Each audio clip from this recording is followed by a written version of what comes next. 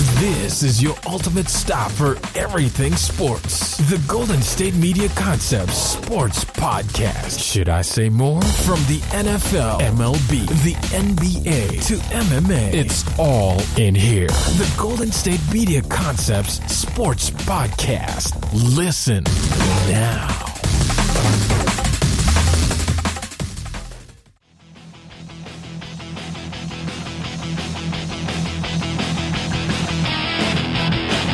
Hello, ladies and gentlemen, and welcome to the GSMC Sports Podcast, brought to you by the GSMC Podcast Network. As always, I am your host, Josh Strickland, and we're going to preface this. I mean, if you like the podcast, I would like you to like, rate, subscribe to it if you really want to, and I mean, only if you want to, of course. I'm not going to force you to do anything. It's actually illegal for me to force you to do things. But if you like it, subscribe, leave comments, leave reviews, helps us out, and, it's just nice to hear from people. So, we got a show today. So we're going to talk about the Brooklyn Nets firing their head coach. We're going to talk about the battle for LA, one of the last matchups between the Lakers and the Clippers in the regular season. We'll talk about the coronavirus and its effects on the sporting world. Then we'll move into college basketball. The NCAA tournament starts next week. Conference tournaments are this week. The leaked LA Rams logo, and then, of course, we're going to top it all off with the weekly XFL Power Rankings, where there was some movement going on there, and I'm going to have to explain myself in some of these, because some of them, I admit, don't really make sense, but after I explain it, it will make a little bit more sense. But we're going to start off with the Nets. We're going to start off with the battle for LA. So, last night. So, first off, the Lakers have been going on a destructive past couple days. They played the Milwaukee Bucks, the best team in the East, on Friday, and then they played the Clippers on Sunday. And they beat Milwaukee 113-103. LeBron balled out. LeBron played a lot better than Giannis did. He stopped Giannis on defense a lot of the times too. So LeBron took over that game, and they beat the Bucks. By the way, they also beat the 76ers on last Tuesday. So this is a tough 3-game stretch. It's not an easy stretch by any means, but they beat the Sixers 120-107. They beat the Bucks 113-103, and then they played the Clippers. So when these two teams have met twice so far this year, and the Clippers have won both times in convincing fashion. And this was an interesting matchup because it's the first time we get a look at both teams at full strength, and I do that with quotation marks, of course. But this is the Clippers. They're 12-0 when they have their full lineup ready, with Kawhi, with Paul George, and now with Marcus Morris. The Clippers have been 12-0 with all of their guys active and available for the game and playing in the game, actually. And then they come in against LA, the Lakers. You got Anthony Davis playing, you got LeBron James playing, Markieff Morris is there, of course, the other Morris twin, Kuzma, Caldwell Pope, JaVale McGee, because everybody loves JaVale McGee, Danny Green. I mean, this is both these teams at full strength. These are going to be the players that are going to be playing in the playoffs when eventually these two teams meet. So this is a big deal. It's a big deal. So how did it go? Well, the Lakers continue their huge weekend and won. They beat the Clippers 112-103 behind LeBron James' performance of 28 points, 7 rebounds, 9 assists. Anthony Davis's 30 points, 8 rebounds, 2 assists. He was 11-19 in field goal range. Avery Bradley had 24 points, 3 rebounds, 1 assist. Kyle Kuzma had 8 points and 10 rebounds. Then, move on to the Clippers. I mean, the Clippers didn't play too shabby. Well, most of them didn't play too shabby. Kawhi Leonard had 27 points, 2 rebounds. Paul George had 31 points, 5 rebounds, 3 assists, and 4 turnovers. Harrell had 20 points, 8 rebounds, and he was 7-10. Then you have Marcus Morris, who claimed that he can shut down LeBron James, which I just want to remind everybody, LeBron James had 28 points. Marcus Morris had 1. He had 1 point, 6 rebounds, 1 assist. Marcus Morris did. He was 0 for 9, 0 for 7 from three-point land, which, I mean, you got to ask yourself, after like the 5th one, do you continue taking three-pointers?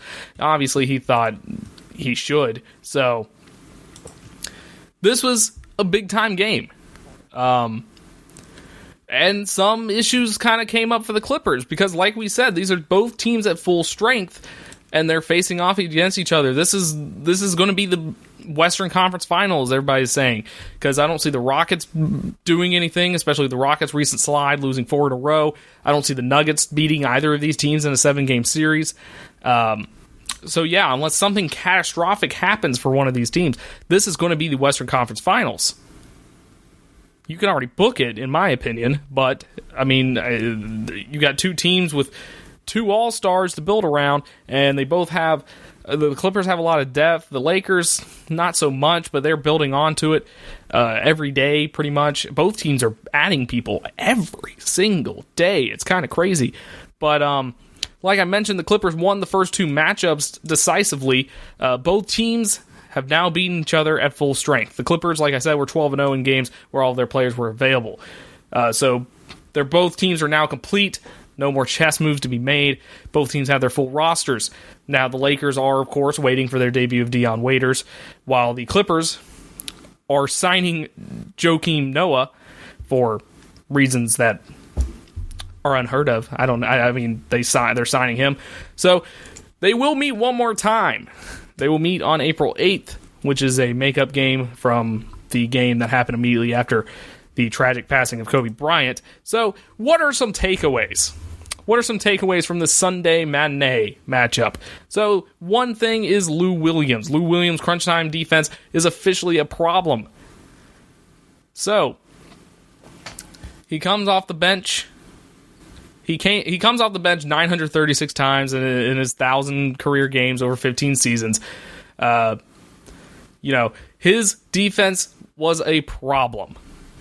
The Lakers continually exploited it in the game.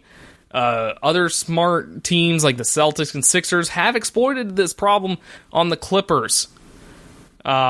The Lakers hunted Williams using the player he was defending. Typically, it was Caldwell Pope or Avery Bradley as a screener for LeBron James. That would either force Williams to switch onto James, which would be disastrous, or scramble back to the screener, who could pop or roll into space. Bradley, playing the game of his post-Boston life, a season high of 24 points in this game. That was an issue. Caldwell Pope was shooting nearly 40% from deep this season. So, a lot of miscues from Lou Williams here, and that's going to be a major problem, especially when come playoff time. Paul George, he shined with an aggressive style of attack. As we mentioned, he had 31 points, 5 rebounds, 3 assists, 4 turnovers. He did have 4 turnovers, though, which is not the best.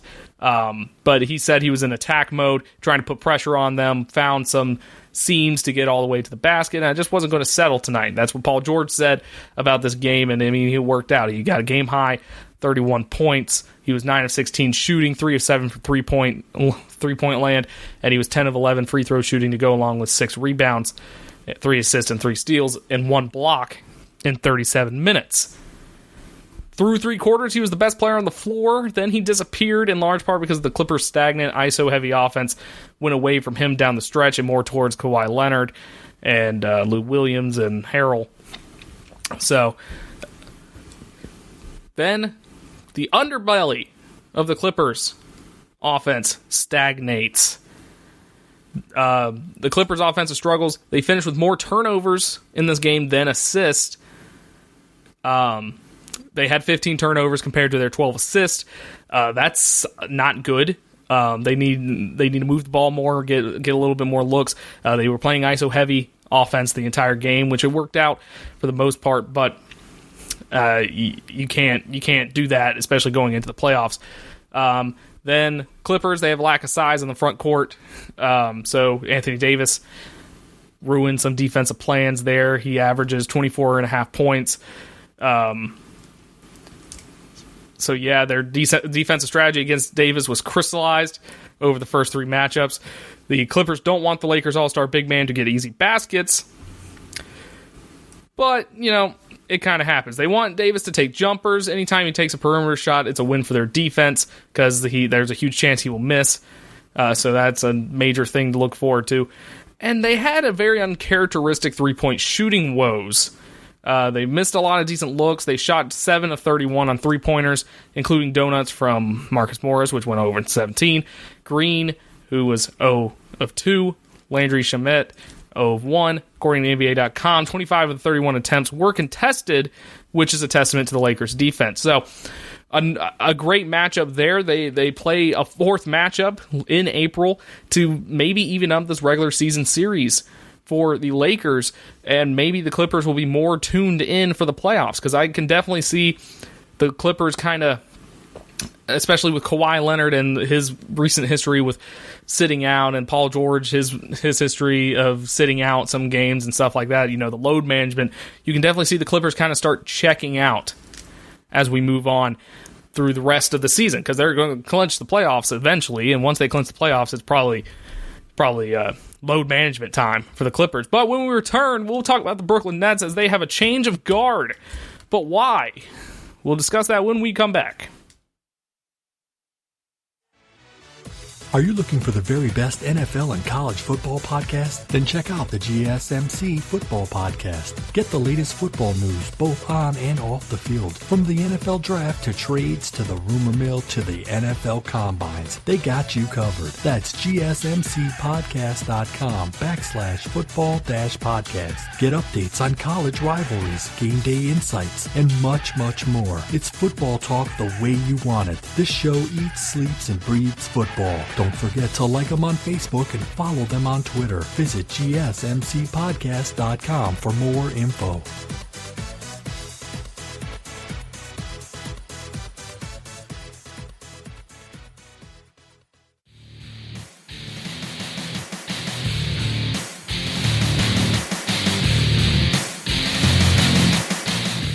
So the Brooklyn Nets, who are actually in contention for the playoffs, which a lot of people didn't think that was possible, because they don't have Kevin Durant. He's out for the whole year because of his Achilles injury. You have Kyrie Irving, who's only played like 20-something games this year.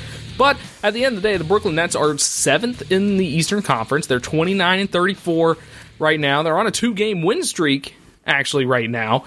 And yeah, there's a huge drop-off after the Orlando Magic, where you have the Wizards at 23-40. There's a good chance the Nets make the playoffs here, because I don't see any of these bottom-feeding teams jumping up, making a huge run to take away their playoff spot. So you have the Brooklyn Nets kind of in a good space to make the playoffs, even without their 2 star players playing. However, that is apparently not good enough for their coach to keep his job. So Kenny Atkinson and the Brooklyn Nets have parted ways over the weekend. After a blowout win on Saturday with 20 games left in the season, with a playoff appearance on the horizon, their second one in a row. They went last year as well. They're the 7th seed at the moment, like I mentioned. And he only got 20 games out of Kyrie Irving, none from Kevin Durant. So what happened? So I found this article. It was a beautifully written article written by Shams Charania and Alex Schiffer over at The Athletic. So, at halftime of the Brooklyn Nets 129-120 overtime win in Boston on March 3rd, Atkinson lit into his players and challenged them. It stopped short of escalating into a long back and forth, but this much was evident. Atkinson was not backing down. He was not holding back. He later pulled every starter off the floor for the fourth quarter and let Karis LeVert and a group of reserves rally from a 21-point deficit. Then on Wednesday night, after a 31-point home loss to Memphis, no one held back. Atkinson walked into the postgame locker room, sat down in a chair, and told his players and staff, "It's time to air our grievances." The Nets held a spirited team meeting, according to sources, starting with several veterans expressing that they wanted to see Spencer Dinwiddie play like the player they know, and later with people in the room calling out Dinwiddie and DeAndre Jordan. Then, perhaps the most critical thing of all happened.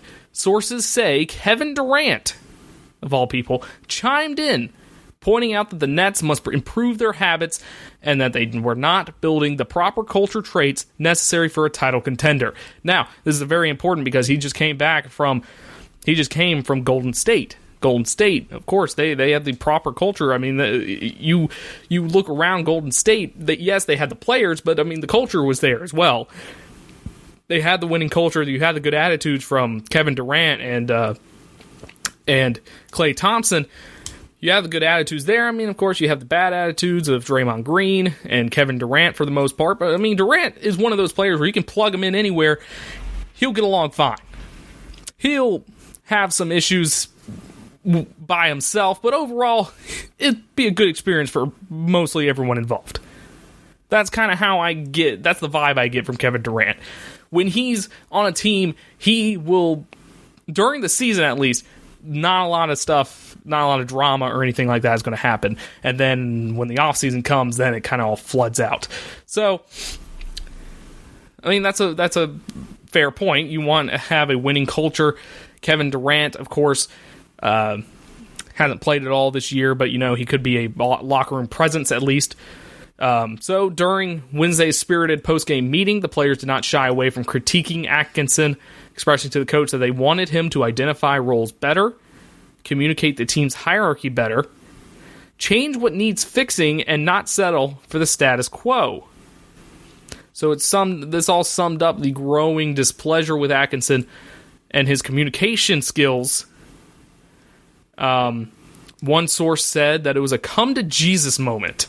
It was an honest conversation where everyone tried to make things right. So there are reports that Kyrie Irving was very against Atkinson. There are reports that Kevin Durant was also very against Atkinson, which is kind of conflicting to things that kind of happened before this. In the preseason, Kevin Durant said that he went to the Nets because he liked Atkinson's offensive playbook, how he runs the offense.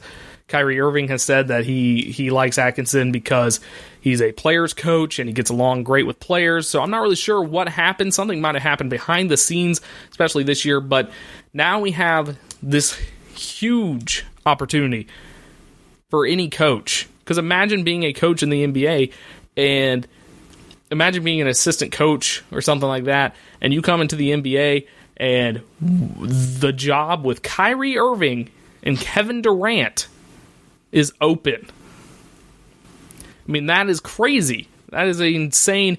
I mean, it's a very good-looking job. Now, on the other hand, you have to deal with Kyrie Irving and Kevin Durant, which they've had their own issues. Like I said, Kevin Durant, probably not as big as an issue as Kyrie Irving, but I feel like Kyrie Irving tries to get into everyone's business and tries to do his best at being weird, just in general, with his philosophies and how he views the world and stuff like that. So there's another athletic article. I forgot to put the who wrote it, but it's potential coaching hires for the Brooklyn Nets. So let's go down them one by one and let's see how we feel about it. So the first one I'm kind of against is Jeff Van Gundy. So Van Gundy, he's 58. He hasn't coached in the NBA in 13 years. He had a short stint with the Rockets, followed by a successful run with the Knicks, which included an NBA Finals appearance, which was their last one. So he's a commentator for ESPN right now. His name always comes up in searches, especially since he got out of the business, but he has never been hired. He's a fan favorite in New York. He might prefer to keep his comfortable gig with ESPN over entering a situation with enormous expectations, which, once again, enormous, because you have, right off the bat, you have a good young core. Right off the bat, you have Kevin Durant. Right off the bat, you have Kyrie Irving. I mean, not a lot of coaches get to get that, but I don't think he's going to leave ESPN. I mean, other than John Gruden, I mean, I don't know why anybody would leave their cushy job at a media company to go back to the front lines, Tom Thibodeau. He's been out of coaching since the T-Wolves fired him last season, and his name has since been floated for a few openings. He led the Bulls to the playoffs in each of his 5 seasons in Chicago. He faced an array of issues in Minnesota that led to his firing. He's a fiery personality like Atkinson, and he has drawn criticism over the years for overuse of his players. Kyrie Irving and Kevin Durant returning from injuries next season. It would make an interesting hire, just a way how he usually manages load. He does load management, which load management is a huge thing now, especially with superstars. So Personally, I feel like that would not be a fit. Just because you have these two guys that are coming back from injury, you probably want to ease them into it, and just based off his past, might not work. Jacques Vaughn, Nets interim coach. Vaughn won a championship as a point guard with the Spurs in 06-07, worked as an assistant coach for Greg Popovich before he was hired to coach the Magic for 3 seasons. Marks is going to give Vaughn the rest of the season to show what he can do, and his strong showing could make him a candidate for the job. Vaughn has said he's being realistic and is only worried about the rest of the season. Spurs disciple like Marks, Vaughn has a strong relationship with Irving and LeVert. He could coach his way into the job, which this is probably the most likely scenario out of all these things that I'm reading. Next up is Jason Kidd, which would be laughable. I mean, Kidd is one of the greatest players in franchise history. He coached the Nets when they had Deron Williams, Kevin Garnett, and Paul Pierce before essentially being shipped to the Bucks. His exit was ugly as he went to Milwaukee after getting denied the chance to run Brooklyn's basketball ops in addition to coaching. He's an assistant coach with the Lakers. I don't see this happening just in general. That's a if. Then you have Mark Jackson, replace one New York native with another. Jackson starred at St. John's and Brooklyn's Bishop Laughlin High School before a successful NBA career. He's 54-year-old, hasn't coached in the NBA since 2014 when he was with the Warriors before they became a dynasty. He returned to broadcasting. He's interviewed with the Knicks in 2018. He's extremely close to Durant's agent. So yeah, I mean that's a possibility, but I don't know about that. I definitely think Vaughn is probably the best bet at this moment because I mean hiring Jason Kidd makes no sense because he's been he was already a coach for the Nets before, and he coached the Bucks, and he didn't really do much with the Bucks. So yeah, so I see Vaughn taking that spot more than any of those other people, but it could make for a crazy coaching search because any coach that's on the market is going to want to be with this team just because you have 2 superstars automatically there. So when we return, we'll talk about the coronavirus. I'm not gonna make it a hysteria or anything, but we're going to talk about the coronavirus and its possible effects on the sporting world.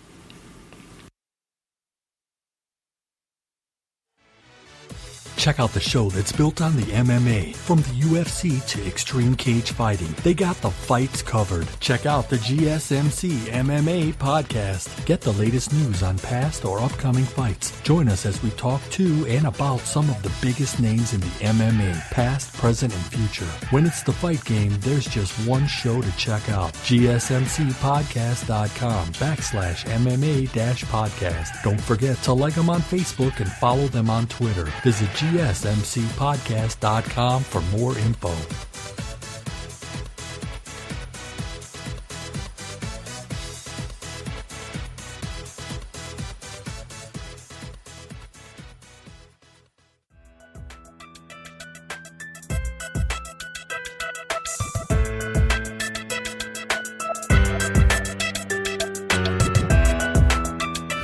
So we have I don't want to say it's not a pandemic. I'm not going to go there yet, but it is a very concerning virus going around. Is the coronavirus, the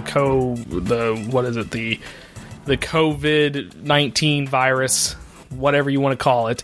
It is going around. It is affecting countries. It's affecting the economy. It's affecting a lot of things. And it's mostly because people don't really know what it is. I mean, it's a strain. It's a corona strain virus. It's kind of like the flu. The symptoms are like the flu and stuff like that. But the main issue is that we don't have a lot of information about it. There's no vaccine for it. People don't know how it spreads, how it's contained, how you can contain it and stuff like that. So, I mean, there's a lot of issues going into it with, people have died because of it, and people are getting an alarming rate because apparently you don't start getting symptoms until like 2 weeks later or something like that. But it is a concern. It is a worldwide concern. For instance, today, Italy completely shuts down because of the coronavirus. Now, I'm not trying to incite any I'm not trying to spread fear or anything about this, because honestly, in my opinion, as long as you wash your hands, drink your water, and overall just kind of be on high alert for germs and what you eat, you should be fine.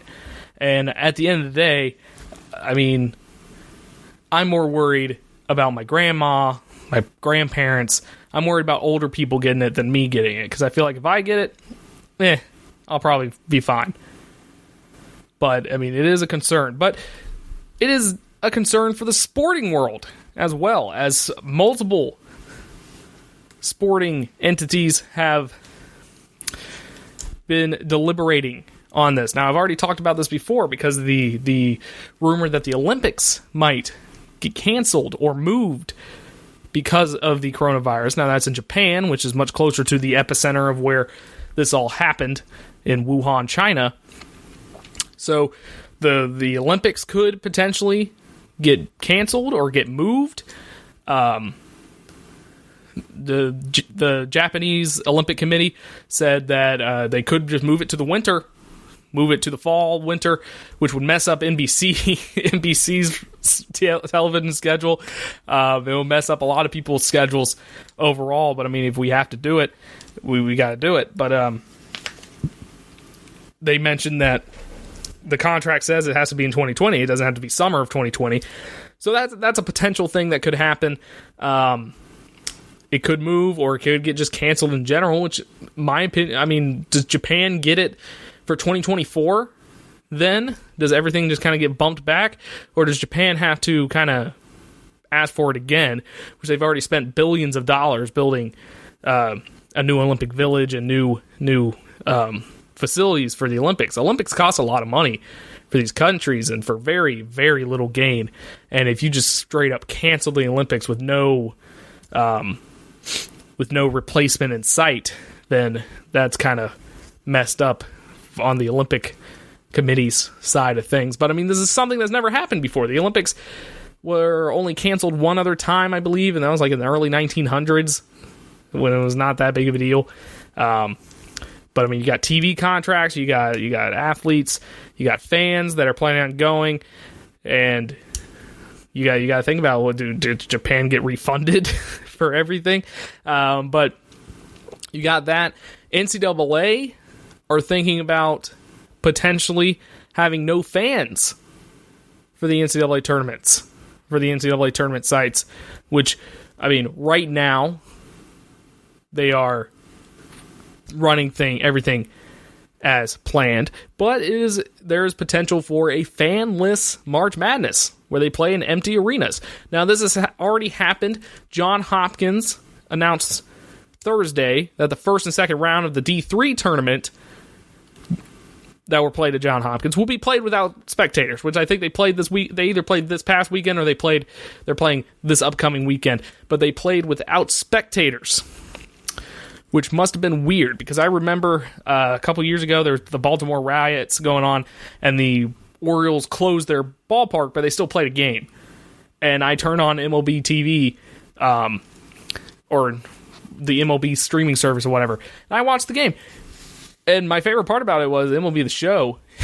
MLB The Show has a feature where you can play the game that's going on that day. Like, you play whatever matchups that day. If you played the Orioles versus whoever they played, you get an empty ballpark. Like, they took all the fans out. There was no crowd noise. It was weird. It was awesome, though. But it was a very strange experience, because they played, like, in the middle of the day. It was like 2 o'clock in the afternoon. There was no fans there. The only people there were, like, were the players. I think the stadium workers still had to be there, like the concession people and all that. And the announcers were pretending it was golf a couple times. They put on like their best golf announcer voices. And I mean, overall, it was pleasant. I mean, it was an interesting thing to happen. And so this could turn into a very interesting thing, a very interesting phenomenon that no one ever really expected to happen. You could have the biggest games for the year in college basketball played in a completely empty arenas, which would be weird, especially since I think The Final Four is in Atlanta at the new Mercedes-Benz Stadium, which is huge. Imagine that being empty. Yeah, that would be weird. Playing basketball in a completely empty Mercedes-Benz Stadium. If you're if you're the stadium at that point, do you even bother like building the bleachers around the court? Just build the court and just get the camera wells and all that for the cameras and stuff like that. So, I mean, the NBA is also thinking about doing stuff like this as well. LeBron James has made it clear that he is not for it. He said, if we're not going to play in front of fans, then I don't want to play at all. MLB is thinking about doing something as well, but their opening day is not until the end of the month, so they're kind of monitoring things right now. The NBA currently staying on track. They sent out emails to players saying that don't touch fans' hands, like don't sign autographs, don't do any of that stuff. Players are now not doing handshake lines and stuff like that. I mentioned earlier, Italy is completely shut down. Italy's soccer league is canceled because of this virus. So it's just a very interesting stuff going on. It's very interesting to see how sports kind of is reacting to it. But on a more serious note, this is an issue. I know I kind of downplay it a little bit. I downplay it because I'm personally not worried about myself. I'm worried about my parents. I'm worried about my grandparents, stuff like that. I'm worried about older people because the vast majority of the people that die from this are people that are a little older and their immune system's not as good as it used to be. So I just want everybody to know, wash your hands, eat a little healthier. Eating healthier does affect your immune system. Get some vitamin C, get some oranges, bananas, stuff like that. Wash your hands. For the love of God, wash your hands. Now, hand sanitizer is not the same as washing your hands, by the way, and I dropped my pencil. But wash your hands. Now, they're saying do it for 20 seconds, sing happy birthday twice or whatever. I mean, that's the recommended. But, I mean, you're doing better than, I think, like 85% of the people if you just wash them in general. So, wash your hands. Wash your dang hands. You don't have to avoid being out in public. I don't think you have to avoid doing that. At the end of the day, I think these sporting events will go on and will go on as normal because they make a lot of money, and money talks. Money makes the world go round. So I don't think any of that's going to happen. But be safe out there, everybody. Make sure you stay clean, wash your hands, be sanitary, eat better, all that good stuff. And at the end of the day, if these are empty arena games, guess what? You still get to watch them on TV. So you can still watch them on TV while we're all being quarantined. So, look forward to that. I'm excited. Excited to watch gigantic Mercedes-Benz Stadium be completely empty, and I'm watching it from home in a bubble. Because now we're all bubble boys. Or bubble girls. So, there you go. When we come back, we'll talk about actual sports. We'll talk about college basketball. Conference tournaments are this week, so we'll discuss what kind of storylines and how those might go as Selection Sunday is coming up.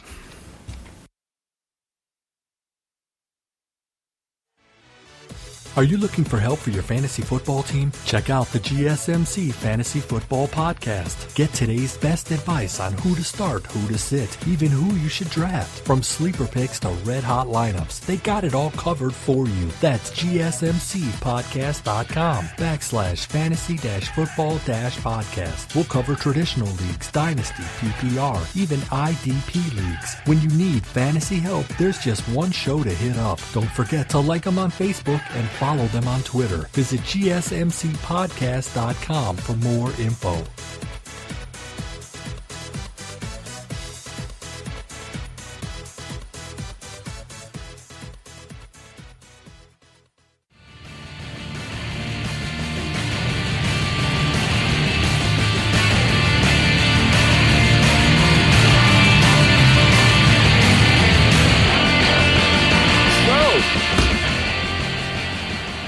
March Madness. It is March. It is officially March. It is March 10th, but It is March. March Madness is coming up. March Madness starts next week. 14 straight days, well, not straight days, but 14 days of basketball ready to go all next week. But first we gotta do the conference tourneys first. It is championship week, as people have mentioned. It is championship week, where the big conferences like the ACC, the SEC, the Big 12, Big 10, they all go through their conference championship tournaments. Now, there have already been some tournaments playing. There's some tournaments playing tonight that decide who can go to the dance, punch their ticket to the dance. I know San Diego State lost their conference tournament.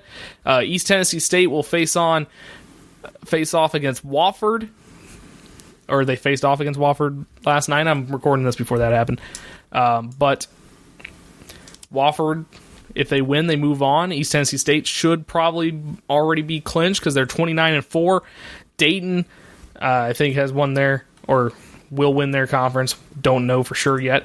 But let's get into it. Let's talk about, of course, the ACC.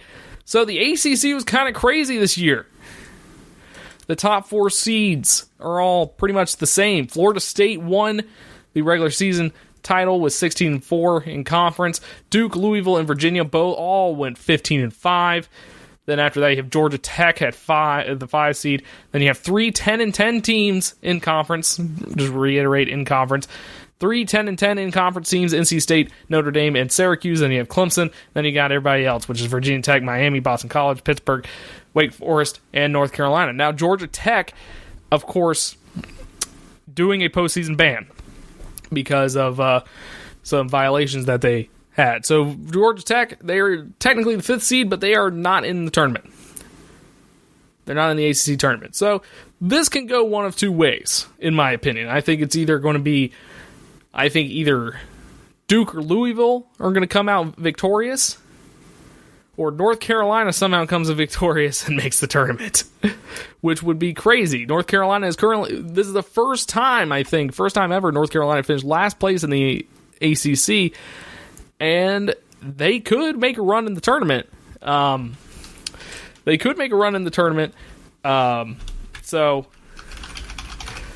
I mean, it would be crazy, but it could happen.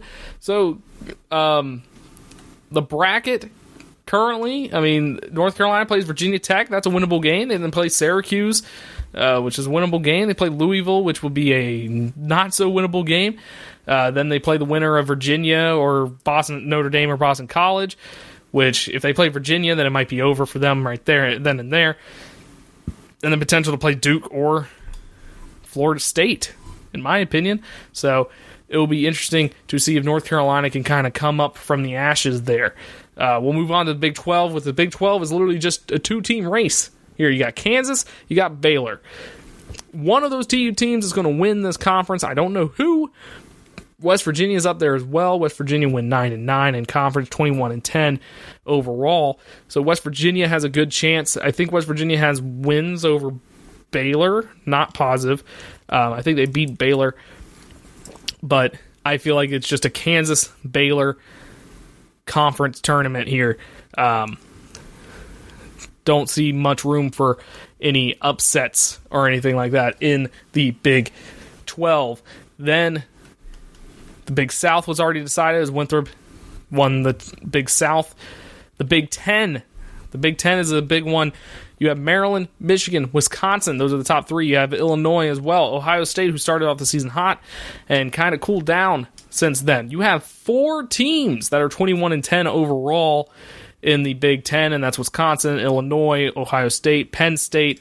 Then you have 20-11 teams with Iowa and Rutgers. I mean, this is a very strong conference. This is probably the best conference this year in college basketball. The Big 10 is.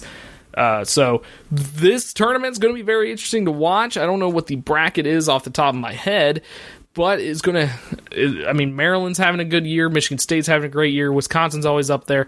Ohio State, can they redeem themselves from kind of the landslide they had? Then Penn State's been pretty solid all year as well. Then let's see here, the Pac-12. Pac-12 is kind of meh. You have Oregon. Oregon's been pretty solid all throughout this year. They were number one at one point, which, I mean, like 10,000 different teams were number one at one point. UCLA is up there at 19-12 overall, 12-6 in conference. Then you have Southern Cal and Arizona State, Colorado, Arizona. I feel like this is Oregon's to lose. This conference is Oregon's to lose. So we'll see how they do. Patriot League, Colgate Raiders look like they're going to move on. In the SEC, you have Kentucky. You got Auburn, who Auburn's trying to build upon last year's success. LSU, kind of a surprise, at least to me. Mississippi State's been pretty solid this year. Florida, South Carolina, who's a bubble team. South Carolina could shock some people in this tournament. They're 10-8 in conference and 18-13 overall. I feel like it's probably... I feel like Auburn has a very good chance of winning this conference tournament, but, they probably already clinched a ticket. Punched a ticket. Then you go to the SoCon. I already mentioned East Tennessee State. They should make the tournament on their own as they're 29-4, but they're playing Wofford Monday night. And if Wofford wins, they'll move on to the tournament, which from the state of South Carolina, hey, how's it going? Winthrop's in. Wofford, you need to get in. Please. By the way, Citadel went 0-18 in conference, so that sucks for them. I'm sorry. Sunbelt, Little Rock seems to win that. Texas State was a close second. We got the West Coast with Gonzaga, BYU, St. Mary, Pepperdine. This is a weird conference. This is a conference I never really... no wonder Gonzaga makes it every year. Gonzaga is probably going to win that one. And then you have the WAC, which is New Mexico State, who went 16-0 in conference. So good for them. But... yeah, so that is how it is. The current rankings right now, you got Kansas number 1, Gonzaga number 2, Dayton number 3, Florida State is number 4 right now. So Florida State, Florida State has a chance to stick to get a number 1 seed. So currently the number 1 seeds are looking like Kansas, Dayton, Baylor, and Gonzaga. Those are looking to be the number 1 seeds currently. As March Madness is next week, man, I'm excited. Selection Sunday, I won't have a show for Selection Sunday, but Tuesday it might be all college basketball as I might do my bracket live on, well, not live, but I might do my bracket on the podcast. I might actually do the most research I've ever done for the March Madness college bracket, but there's another thing I like to do with every year for the tournament is I boot up an old college basketball game, which this year I'm using College Hoops 2K8, and I use the tournament in there, and I put all the teams in there and simulate it, and then I build a tournament off of that. So 2 out of 3 years, I've done this is going to be the 4th year I do it. 2 out of 3 years, it got the champion correct. Both times it was Villanova, by the way. So it's a fun little thing. I'll also mention who won that when I get to it. But yeah, so next Tuesday, be ready for it. It's going to be pretty much an all March Madness show. March Madness and XFL. That's pretty much all it's going to be next week. But it's shaping up to be good. This has been a crazy college basketball season. We've had like 8 different number 1 teams. We've had number 1 teams get upsetted throughout the whole year. You had teams like Clemson who beat Duke, Florida State, and Louisville, all top 10 teams, and then be 15-15. Sorry, that's my bias coming out, but it's true.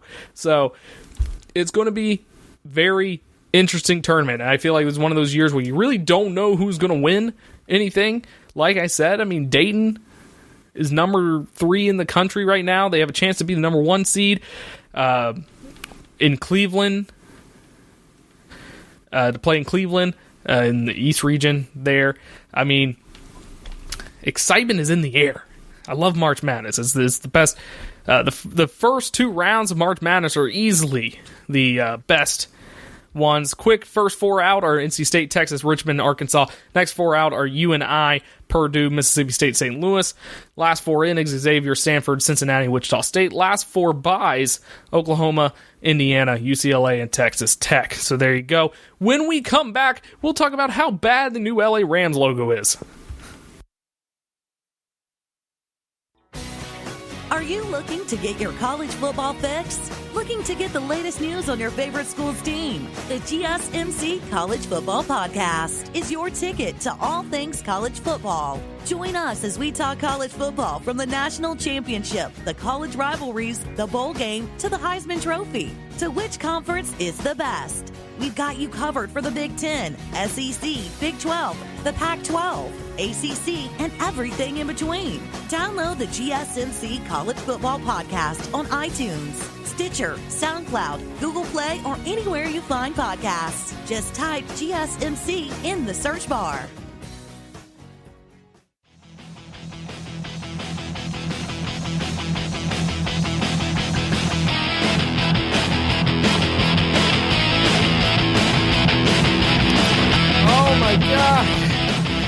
Why? Why did they do this? Why? Can someone explain this to me? Why? Why? If you don't know what I'm talking about. The LA Rams got a new logo. And if you don't know what I'm talking about, look it up. Just look it up. So, I'm not a graphic designer by any means, but there's just a lot of things wrong with this logo, in my opinion. Oh man! So I'll try to describe it real quick. So it's basically just like a slanted L, half of an A, and then the ram horn. There's a ram horn that's supposed to like complete the rest of the A, but then it goes kind of into the L. And if you look at like a black and white silhouette of it, it looks awful. I mean, there's a lot of things wrong with this. I pulled up an image here that someone on Reddit did that points out a lot of bad things. So the A and the L, and I'm sorry, I'm about to ruin OCD people, ruin y'all's lives right now. So the L and the A, they're slanted, but they're not parallel, which bothers people. There's a tangent line. The A itself, the lines on the A itself don't align at all. The A doesn't quite fully merge with the horn. Geez. Oh man. The lines on the L are not perfectly parallel. Oh my god, it's so awful. Just why? I don't understand. So the Rams already had a pretty good logo. The Rams already had a pretty good logo. I just want to say that. I mean, the Ram, it's iconic. They didn't need to upgrade it at all. It's an iconic logo. I mean, when you see that logo, whether you use the blue and white or you use the navy and gold, you know that's the Rams logo. But for some reason, the Rams decided to do a rebrand, especially with the new stadium in Los Angeles being built. They're trying to make themselves more LA. They're trying to envelop into the LA culture and stuff like that. And this rebrand is one of the new ways to do it. So, it's...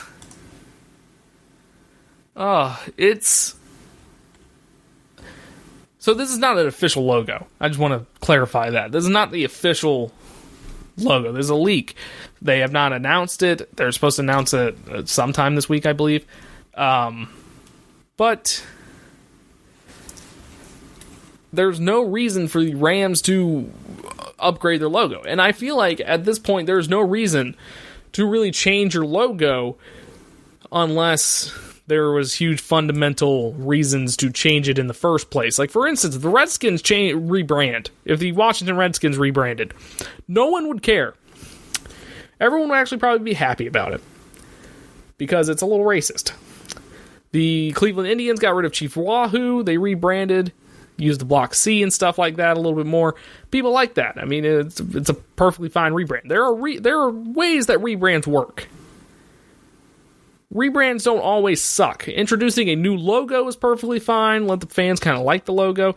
I think the Jaguars had a pretty decent rebrand.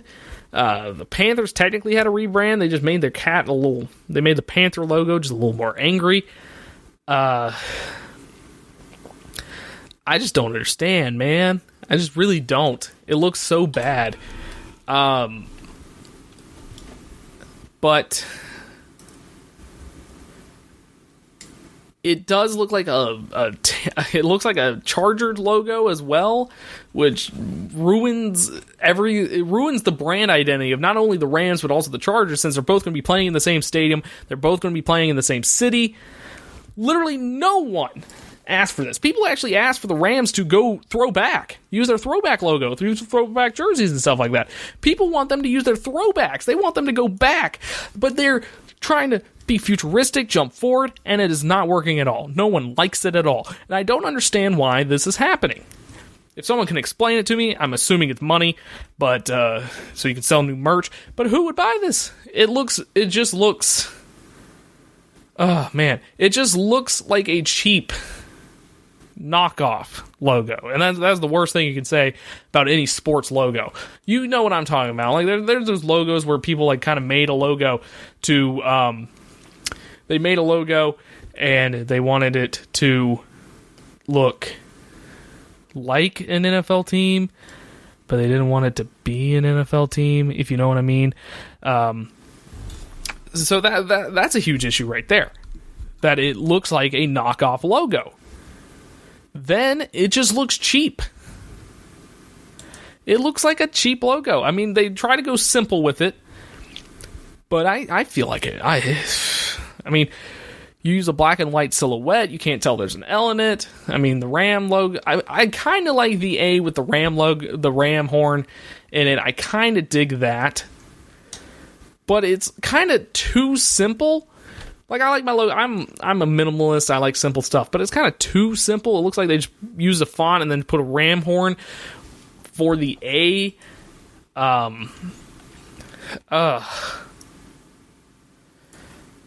It's just, it doesn't look like an NFL logo. It doesn't fit in with the rest of the logos, because as you can tell, as you know, all the logos face to the left, except for the Eagles logo. All the logos face to the left. All the logos are very simple.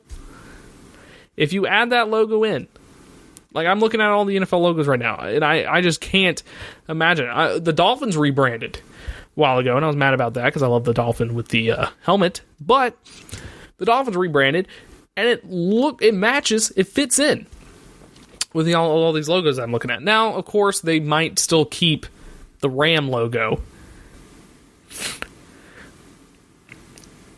They might still keep the Ram logo, which is probably negates this whole conversation I'm having right now.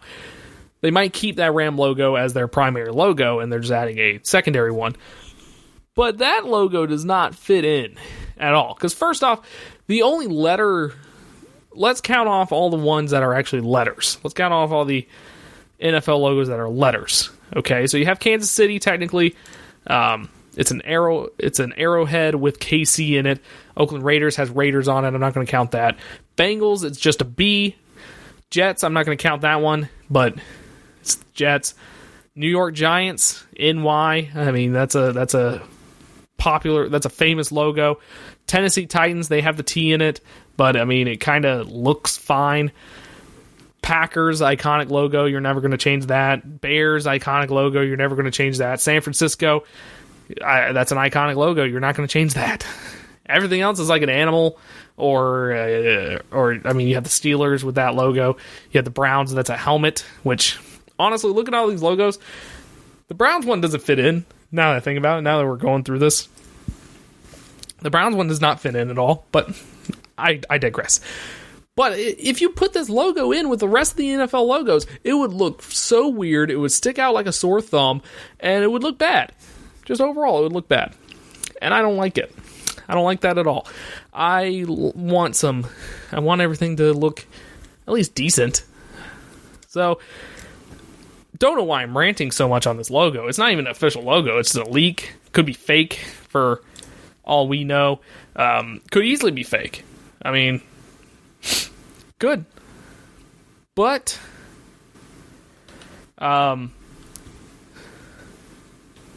so the Rams COO responded to the social outcry of the abysmal logo, and he posted a GIF of Anchorman where Will Ferrell says, "Boy, that escalated quickly." So there you go. I mean, that's funny. But you have to imagine that they're going to revert back, or at least go back to the drawing board, because it's not good. Just overall, and there is a huge social outcry. No one likes this. I have not seen a single person go out and say, you know what, I actually kind of like it. No, I don't see a single person who actually liked this. So I'm wondering who approved it, what executive thought this was a good idea. Someone said it looks like a news channel logo. I agree. I mean, looks like a made-for-TV movie, something like that. You really got to wonder what the rejected designs look like, too. You really do. But they're probably going to revert back, and they're probably going to change it back. So, it's all good. When we return, we got Week 5 of the XFL Power Rankings. When we come back. Check out the show built around the women of MMA. From the UFC, Invicta FC, Bellator, and one championship. We got the fights covered. It's the Golden State Media Concepts Women's MMA Podcast. The latest news of upcoming fights, discussions of previous matches. Join us as we talk to and about the biggest names in women's mixed martial arts. Past, present, and future. When it's the women's fight game, you know where to listen to. The Golden State Media Concepts Women's MMA Podcast.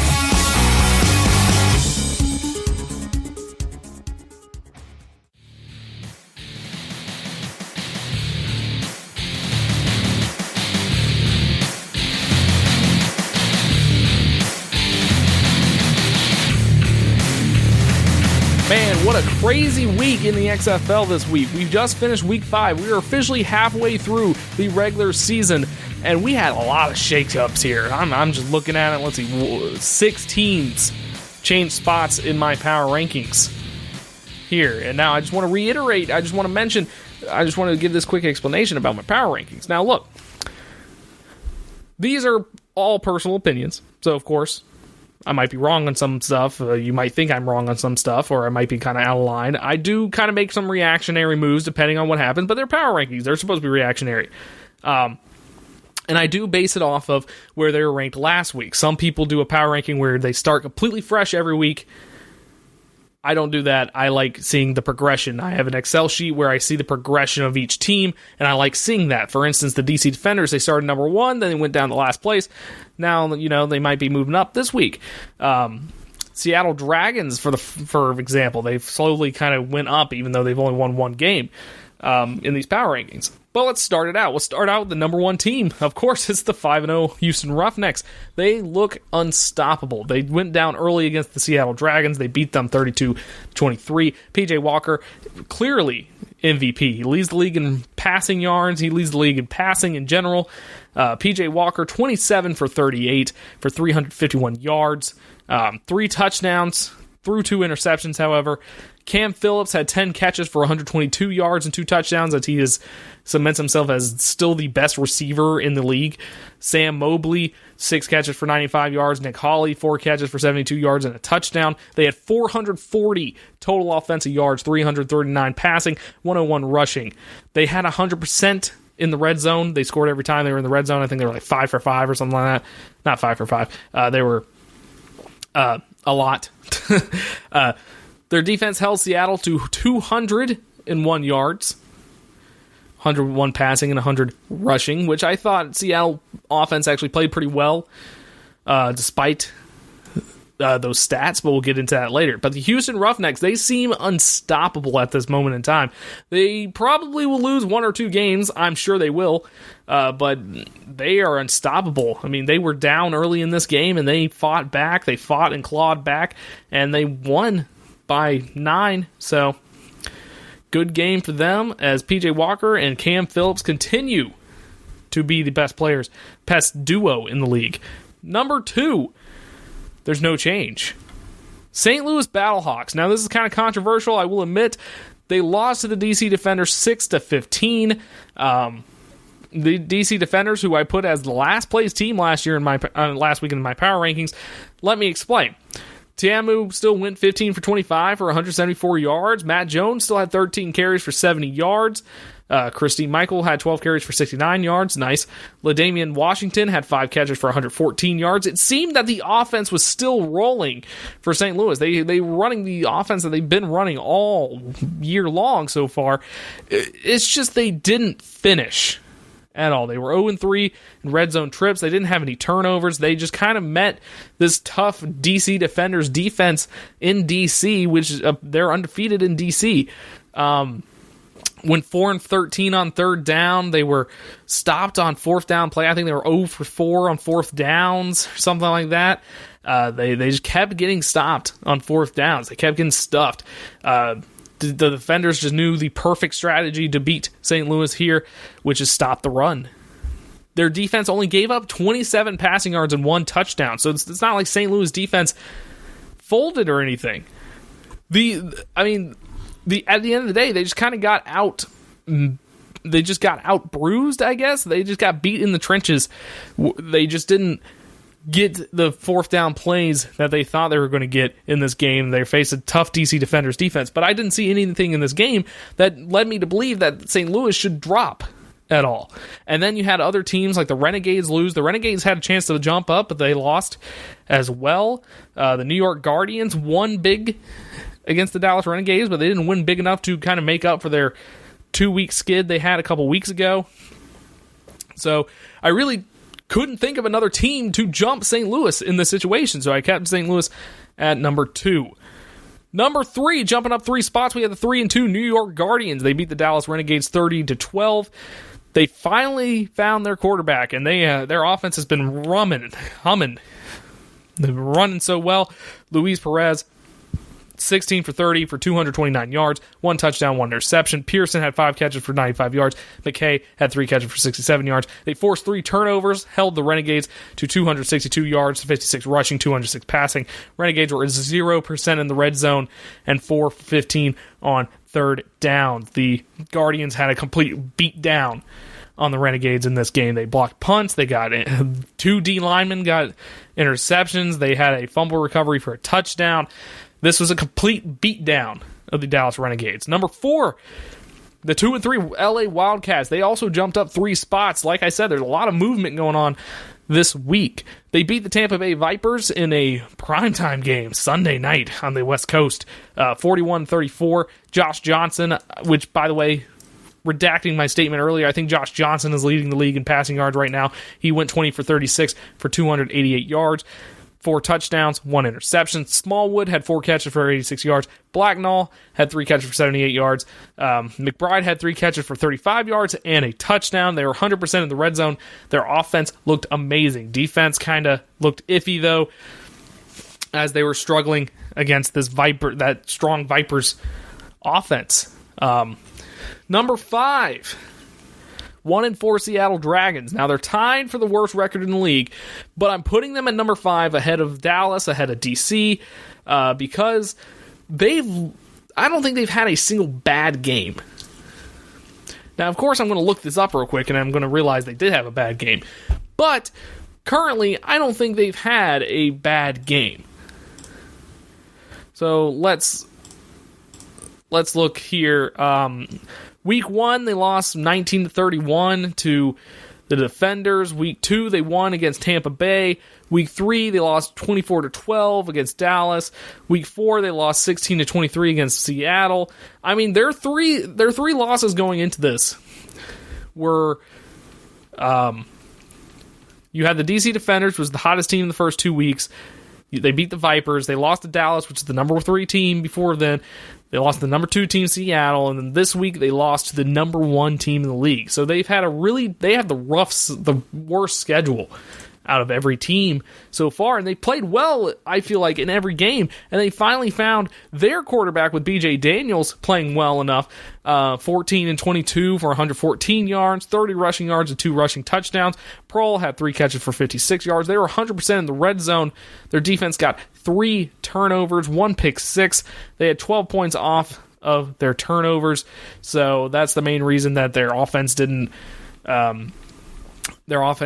They scored 23 points, and it was kind of a shootout, but their offense didn't really contribute that much because their defense was kind of picking up all that slack. So I put Seattle up because, I mean, they dropped a spot, to be fair. They were number 4 last week, but they keep impressing me. Them and Tampa Bay, they keep losing, but they keep impressing me.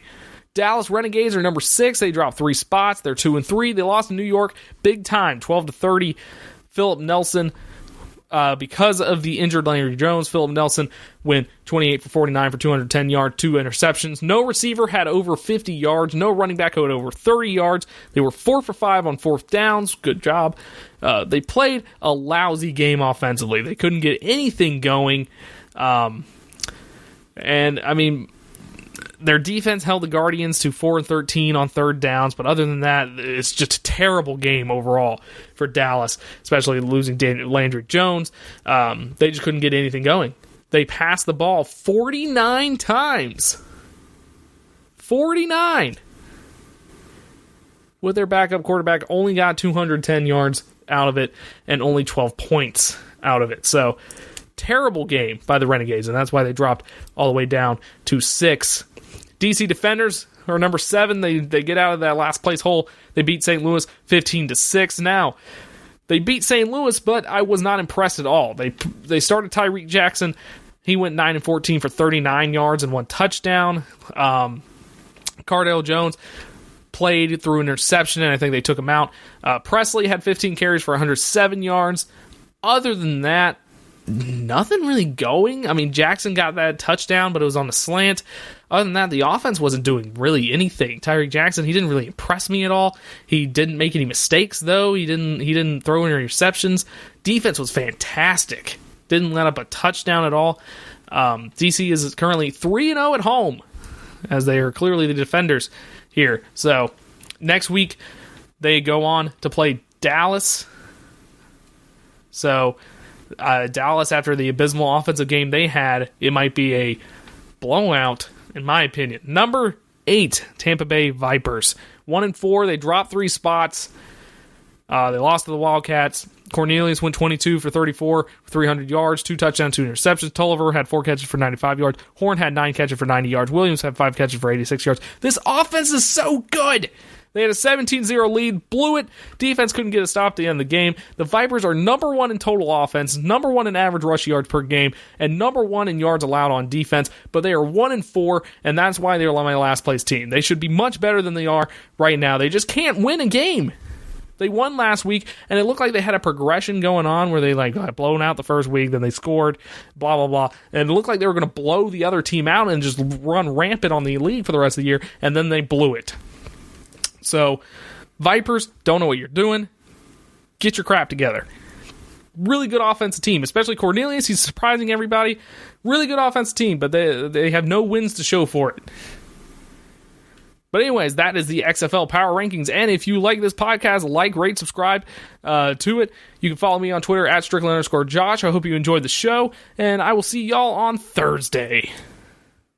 You've been listening to the Golden State Media Concepts Sports Podcast, part of the Golden State Media Concepts Podcast Network. You can find this show and others like it at www.gsmcpodcast.com. Download our podcast on iTunes, Stitcher, SoundCloud, and Google Play. Just type in GSMC to find all the shows from the Golden State Media Concepts Podcast Network, from movies to music, from sports to entertainment, and even weird news. You can also follow us on Twitter and on Facebook. Thank you, and we hope you have enjoyed today's program.